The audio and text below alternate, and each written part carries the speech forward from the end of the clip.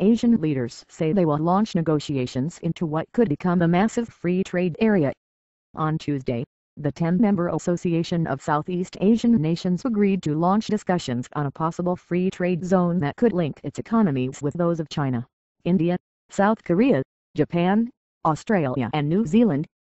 ASEAN leaders officially launched negotiations for the Regional Comprehensive Economic Partnership, or RCEP, during the last day of the Leaders' Summit in Cambodia Tuesday.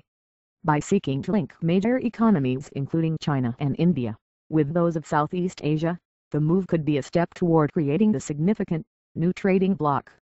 Although human rights issues and maritime disputes have been topics of discussion during these meetings, regional leaders have sought to put the spotlight on trade. China has recently taken a renewed interest in pushing forward with talks for the initiative. Observers say this could be a reaction to the ongoing U.S. strategic pivot toward Asia. Since the United States does not have a free trade agreement with ASEAN, it is not eligible to join talks on RCEP.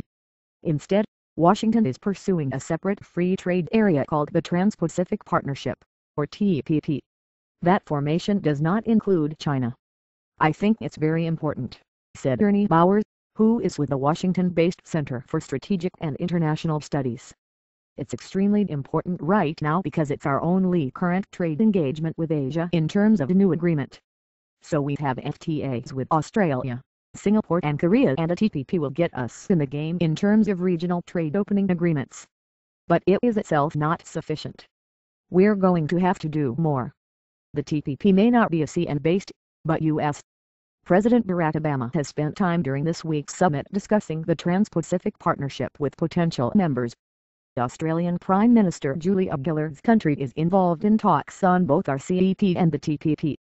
She says the strategy is not about choosing the U.S. involved trade agreement over an ASEAN or China-focused pact.